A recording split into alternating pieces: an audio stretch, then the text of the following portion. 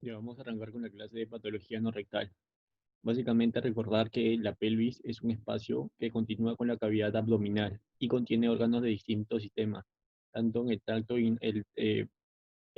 urinario contiene la vejiga y uretra, el sistema genital o reproductivo constituido por útero, anexos, vagina, próstata y vesículas seminales en el varón, y también el sistema digestivo o compartimento posterior. En este caso lo que vamos a hablar en esta clase sobre recto y ano, ¿no? Entonces, estas estructuras básicamente se apoyan y se anclan en el piso pélvico, una estructura de músculos y tejido conectivo. Básicamente, el principal componente es el músculo elevador del ano. Es el músculo elevador del ano, que es aquel que cubre la mayor parte de la pelvis, formado por tres fascículos, como lo podemos observar aquí, pero lo vamos a ver mucho mejor acá. El músculo puborectal, el músculo pubococcigio y el músculo iliococcigio, ¿no? Estos tres fascículos forman parte del músculo elevador del ano. Además, existen otras estructuras del tejido conectivo fibroso que sirven de soporte y suspensión para estas estructuras como ligamentos, arcos tendinosos, ¿no? Básicamente, estos tres fascículos me van a conformar el músculo elevador del ano, principal componente del piso pélvico. Y por otro lado, el músculo isquiococcigio, ¿no? Que es el segundo componente del músculo del piso pélvico. ¿Qué funciones, qué funciones, qué funciones tiene el músculo elevador del ano? Básicamente, aquí les he colocado tres gráficos, ¿no?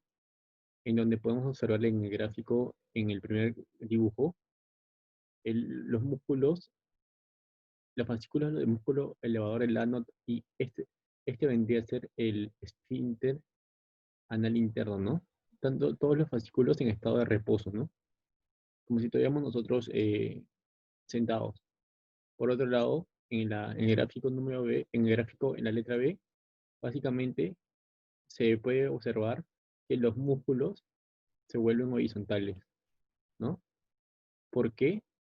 Porque ocurre en la contracción voluntaria, donde hay elevación de la unión anorrectal y se vuelven horizontales las fibras musculares, ¿no? Y por último, la letra C, en donde durante la defecación el músculo se relaja, ¿no? El músculo se relaja y ¿qué ocurre aquí? Se elongan, ¿no? A comparación de los otros dos casos, que en el anterior era más horizontal, pero en el tercer, cuando va a defecar la persona, se elongan, permitiendo la adecuada alineación del recto y del conducto anal, ¿no? ¿Para qué? Para permitir el paso de las heces, básicamente. Por otro lado, tenemos compartimientos pélvicos, ¿no? Compartimientos pélvicos, que vendrían a ser, básicamente, son tres. Un compartimiento anterior, constituido por la vejiga y la uretra, un compartimiento medio, en donde se encuentra el útero, vagina en mujeres y la próstata en los varones, ¿no? Y las vesículas seminales en el mismo. Y por último, el compartimiento posterior, que incluye recto y conducto anal. Importante la anatomía en esta ponencia. Entonces, ¿qué ocurre aquí? ¿Qué datos debemos recordar? Básicamente de que el recto y el ano constituyen una estructura importante para lograr una adecuada continencia fecal, ¿no? ¿Por qué? Porque los músculos, como podemos observar en la imagen, los músculos que forman el conducto anal juegan un rol fundamental para la continencia. ¿Y qué músculo habíamos mencionado que era importante? El esfínter anal interno, ¿no? ¿Por qué? Porque este músculo involuntario, el cual al permanecer colapsado, lo que va a permitir es, ¿qué piensan ustedes? Lo que va a permitir, básicamente, me va a permitir la continencia de las heces, ¿no? Creando una barrera natural frente a la pérdida involuntaria de heces, ¿no? Es decir, este esfínter anal interno conserva un adecuado tono. Así el músculo más importante de la continencia fecal en reposo, ¿no? Gracias a este músculo, no, por así decirlo, no se te escapan las heces. Y es un músculo básicamente constituido por fibras lisas. Entonces, rodeando el esfínter anal interno se encuentra el esfínter anal externo, ¿no? Estas son fibras del esfínter anal externo, básicamente. Y estas son fibras del esfínter anal interno. Por eso dice que las fibras del esfínter anal externo rodean las fibras del esfínter anal interno, ¿no? Y esas fibras tienen tres fascículos, ¿no? Un fascículo profundo, un fascículo puborectal y fascículos inferiores. Pero eso no es tan relevante. Lo que me interesa aquí es que ustedes sepan de que existe un músculo que me permite la continencia de las heces en estado de reposo, ¿no? Y también este es inervado por el sistema nervioso vegetativo por una rama rectal inferior del nervio pudendo interno, ¿no? Por ahí les podrían preguntar la inervación del esfínter anal interno, la tienen aquí, nervio pudendo interno. Por otro lado, ¿por qué me interesa saber la constitución interna del canal anal? ¿Por qué? Porque me tengo que ubicar. Estas estructuras que ven aquí, estas como que pirámides, son conocidas como las columnas de Morgagni, ¿no? A nivel del unión recto anal. Los espacios entre columna y columna son conocidos como criptas. Y la separación entre el final del recto y el inicio del ano está delimitado por la famosa línea pectínea. ¿Para qué me importa saber? Porque cuando vamos a ver hemorroides, vamos a poder localizar cuando están por debajo de la línea pectínea, o está por debajo, vendría a ser un hemorroide externo, ¿no? Mientras que cuando está por arriba, vendría a ser un hemorroide interno, ¿no? Y lo que habíamos mencionado, ¿no? Estas son parte del músculo elevador del ano, y aquí está su esfínter anal interno y el esfínter anal externo, ¿no? Entonces, teniendo más claro el panorama de la anatomía, ya nos ubicamos. Ahora me interesa saber la irrigación y plexo venoso del canal anal. Entonces, básicamente, la vascularización es, en primer lugar, por la arteria hemorroidal superior, la cual es rama o continuación de la arteria, la que tenemos acá, la mesentérica inferior, ¿no? Que pasa por detrás del recto. Entonces, esta es una de las ramas que me va a irrigar eh, la región del recto y también del ano, ¿no? Por otro lado, tengo la arteria hemorroidal media, que se localiza más que todo a los lados de las arterias ilíacas y entran hasta la parte más baja del recto, ¿no? La más profunda a nivel del recto. Y por último, la arteria hemorroidal inferior, la cual se encuentra a los lados que se localiza a los lados de la arteria pudenda interna para irrigar los músculos de dónde, del esfínter anal, ¿no?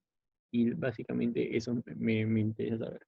Las tres arterias hemorroidales superior, media y inferior, y que de ahí van básicamente la superior de la mesentérica inferior, la media de las ilíacas internas y la inferior de dónde, de la pudenda interna, ¿no? Por otro lado, ¿se acuerdan que yo les dije de las líneas pectíneas?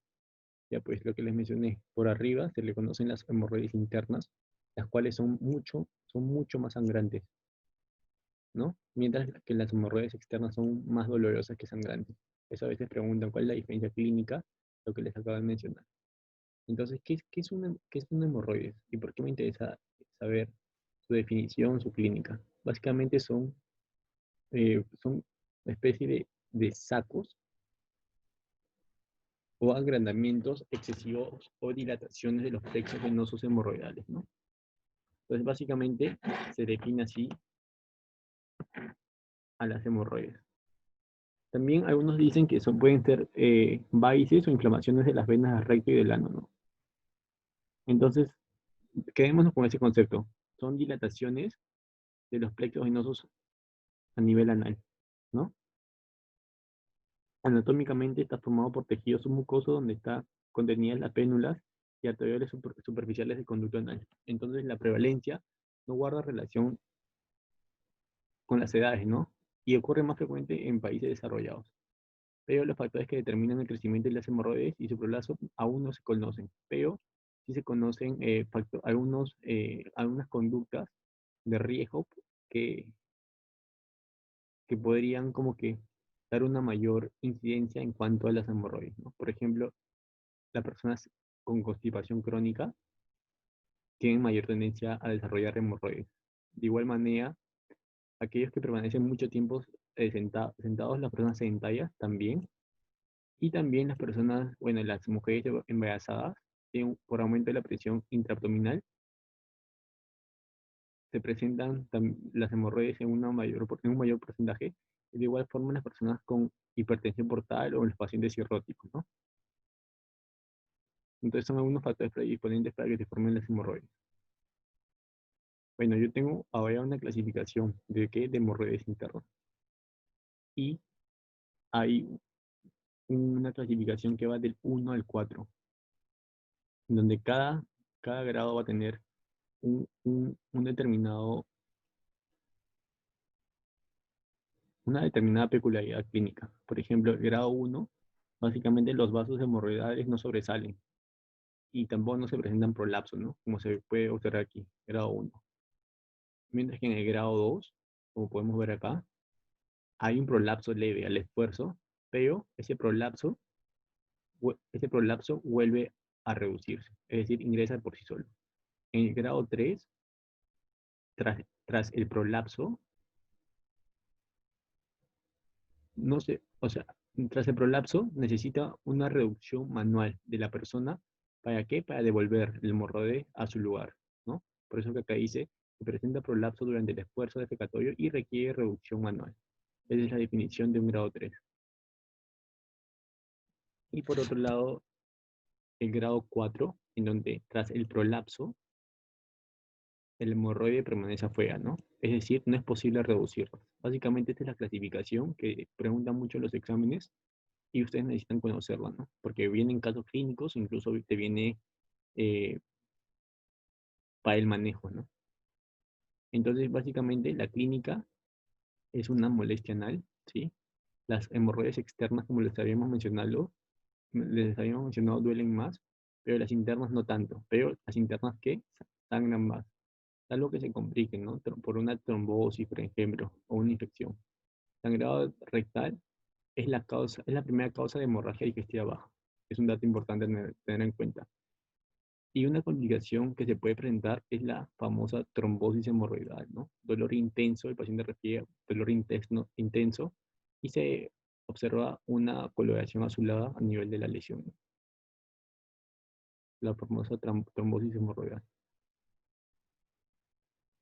Entonces acá tenemos un caso clínico de un paciente, varón de 62 años, diagnosticado de hace 2 años de hemorroides, ¿no? Ya tiene antecedente personal de hemorroides, tratado con pomadas y modificaciones alimentarias. Desde hace 2 meses nota que se prolapsan y tienen que reducirlas manualmente. Por eso les comentaba lo de los grados, porque les viene en caso clínico. Entonces, ¿qué grado de hemorroides presenta? Habíamos dicho, la primera, el grado 1, prolapsa, pero se reduce, ¿no? El grado 2 era prolapso, perdón, el grado 1 era las hemorroides sobresalen pero no se prolapsan. El grado 2 prolapsan pero se reducen espontáneamente, ¿no? Pero el grado 3 prolapsaba el hemorroide, pero el individuo necesitaba de la reducción manual para recolocar el hemorroide en su lugar, ¿no? Entonces sería un hemorroide de grado 3, ¿no? Básicamente. Esa sería la respuesta. Por otro lado, el diagnóstico. ¿Cómo es el diagnóstico? Una buena historia clínica, una adecuada inspección anal y un tacto rectal, ¿no? Lo que les quiero mostrar aquí es la localización de las hemorroides acorde a las horas de reloj, ¿no? Se le coloca al paciente una posición genopectoral y de acuerdo a la distribución se le dice, se encuentra a la hora 1, a la hora 5, a la hora 9 o a la hora 7, ¿no? Depende de cómo se encuentre distribuido el hemorroide, ¿no? Entonces, esto podemos observar de que se divide en 4 y existe un plano anterior y un plano posterior, ¿no? Un plano lateral, un plano lateral izquierdo y un plano lateral derecho, ¿no? Entonces, acorde a la posición vectorial, se va a poder decir posterior derecho, posterior izquierdo, anterior derecho, y se va a poder describir la localización del hemorroide. Los tratamientos básicamente, al ser un factor predisponente al estreñimiento, se recomienda dieta con abundantes fibras y pomadas, ¿no? Se puede realizar esclerosis a nivel de las hemorroides, sobre todo en grado 2. También se recomienda las ligaduras con bandas elásticas, ¿no? A partir del grado 3. También se recomienda evitar, no está acá en la imagen, pero se recomienda evitar sedentarismo y también baños de asientos con aguas templadas, ¿no? No hay evidencia de tratamiento médico con corticoides ni anestésicos, a recordar, ¿no? El tratamiento básicamente es conservador, pero recordar de que hay un tratamiento de acuerdo al grado de hemorroides, como podemos observar aquí, ¿no? Un hemorroide interna de grado 1 o 2, aparte del tratamiento higiénico y dietético, se puede recomendar a la persona que realice ciertas caminatas, pero a partir de grado 2 y 3, como podemos observar aquí, se considera las ligaduras con bandas elásticas, ¿no? Y la cirugía, pero la de grado 4 sí o sí se opera. Un dato a recordar es de que no se debe realizar cirugía cuando existe inflamación anal aguda o proctitis ulcerosa, ¿no? Por lo que debe realizarse primero una endoscopía, una colonoscopia.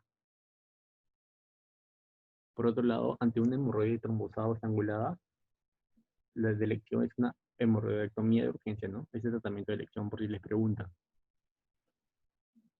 Por otro lado, se ha visto de que la ligadura con bandas se puede usar a partir del grado 2, pero tiene mayor éxito en el grado 3, no olvidar eso. Y en el grado 4 sí o sí hemorroidectomía, ¿no? Y les voy a enseñar aquí las técnicas. Les puedo hablar un poquito de las técnicas. Se conoce una técnica abierta o la famosa cirugía Milligan-Morgan, ¿no? Entonces, ¿qué se refiere con esta técnica? ¿Cuál es el procedimiento? Básicamente, es una técnica en la cual se estructuran los pedículos vasculares del hemorroide interno, ¿no?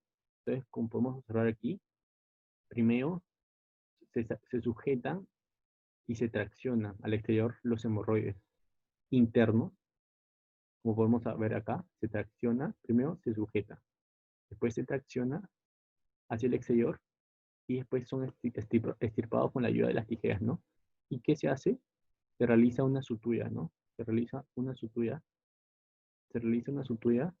de los pedículos vasculares, ¿no? Y por último, se liga. Entonces, el tejido distal de la ligadura es estirpado, mejor dicho. Mientras que en la técnica cerrada, o la famosa Milligan-Morgan, lo que se hace es una doble incisión, ¿no? En la mucosa se realiza una doble incisión. En esta técnica la disección hemorroidal es mucho más cuidadosa. Después de la disección del hemorroide, se clampa el pedículo, se clampa, se liga. Y la herida se cierra con sutura continua, ¿no? Entonces aquí hay básicamente dos puntos de donde voy a realizar la disección. Por otro lado, la fisura anal, ¿no? Ya llegando al tema de la fisura anal, como podemos notar en esta imagen, es un desgarro longitudinal o es una solución de continuidad a nivel de la piel del canal anal por debajo de la línea dentada, ¿no? La famosa línea dentada. Entonces, la fisura anal viene a ser la causa más frecuente de hemorragia rectal en los lactantes, ¿no? Para tener en cuenta. Después, por otro lado, no olvidar que la localización más frecuente es en la línea media posterior, ¿no? Que más adelante les voy a enseñar. Entonces la localización más frecuente es en línea media posterior en un 90% de los casos. ¿Y cuál sería la etiología? ¿Cuál creen ustedes que sería la principal etiología?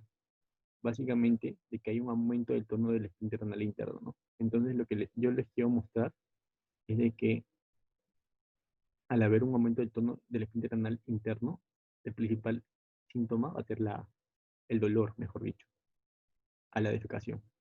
Entonces, con este gráfico de la localización de la fisura anal, nosotros podemos sospechar, por ejemplo, si se encuentra a nivel de la línea media posterior, o sea, dividiendo el ano en 4 regiones, ¿no?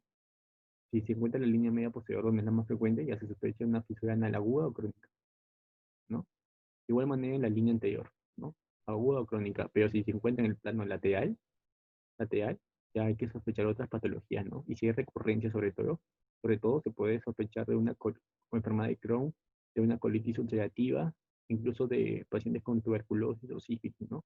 Incluso de VIH, ¿no? Por lo que en estos pacientes con fisuras recurrentes se les solicita todos sus serológicos, se solicita mayor exámenes de laboratorio.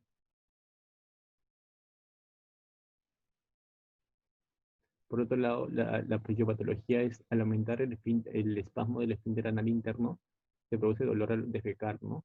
Aumentando el estreñimiento y ocasionando aumento de la fisura, ¿no? Entonces es un círculo vicioso, por así decirlo.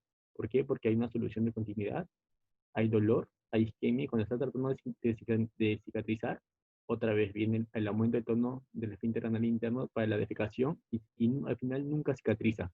O si cicatriza, cicatriza mal. Entonces la clínica básicamente es un dolor característico que aumenta al defecar y persiste horas después, ¿no? La rectorragia está menos asociada que en las hemorroides, ¿no? En las hemorroides mucho más frecuentes, sobre todo si son internas, las hemorragias. Las rectorragias, perdón. Si vemos una fisura anal de localización anormal, en los márgenes laterales, como habíamos visto, sospechar de enfermedad de Crohn, de colitis ulcerosa, TBC, VIH, cáncer, ¿no? Por otro lado, hay dos tipos de fisura anal aguda o crónica. ¿Cómo diferenciarlo? Yo les voy a explicar. Básicamente, la fisura anal crónica, como podemos ver en la imagen, hay una triada de Brody, ¿no? Que básicamente se caracteriza por una hemorroide centinela, como podemos observarlo aquí, que viene a ser un colgajo. Después, la papila anal, como podemos observarlo aquí, se encuentra hipertrófica. Y también hay una úlcera que deja al descubierto las piedras del esfínter anal interno, ¿no? Es la famosa triada de Brody o de fisura anal crónica, ¿no? Para tener en cuenta cómo diferenciarlo. Eso es lo que les acabo de mencionar, la triada de Brody. Mientras que en la fisura anal aguda hay un desgarro superficial, en la fisura anal crónica el desgarro es profundo y en el extremo distal se puede observar el famoso hemorroide centinela, mientras que en el extremo proximal se puede observar, ¿qué pueden ver ustedes? Lo que se observa en el proximal es la papila anal hipertrófica, ¿no? Básicamente eso.